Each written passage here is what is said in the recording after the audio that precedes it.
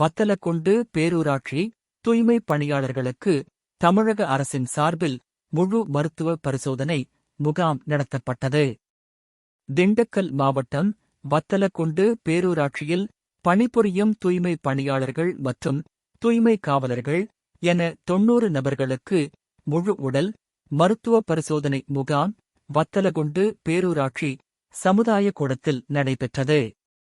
இந்த மருத்துவ முகாமிற்கு வத்தலக்குண்டு பேரூராட்சி தலைவர் சிதம்பரம் தலைமை வகித்தார்.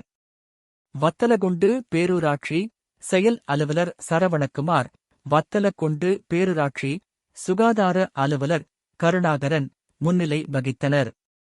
மருத்துவ சுகாதார ஆய்வாளர் அகமது ரீபாய், காசநோய் பிரிவு நாகராஜ் முகாமினை ஒருங்கிணைத்தனர். விரிவீடு ஆரம்ப சுகாதார நடமாடும் மருத்துவ பிரிவு மருத்துவர் வினிதா சிறப்பு பரிசோதனை செய்தார். மற்றும் மருத்துவ மேற்பார்வையாளர் ரமணன், பேரூராட்சி துணைத் தலைவர் தர்மலிங்கம், கவுன்சிலர்கள் சின்னத்துரை, சிவா, மணிவண்ணன், மருது, மகாமுனி ஆகியோர் கலந்து கொண்டனர்.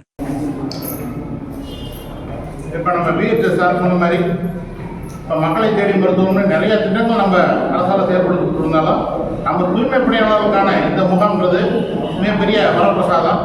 இதை அனைத்து பணியாளர்களும் பயன்படுத்திக்கிட்டு தொடர் பரிசோதனையில் ஈடுபட்டு தங்களை முற்றிலும் குணமாக்கணும்னு எல்லாத்தையும் கேட்டுக்கிறான்.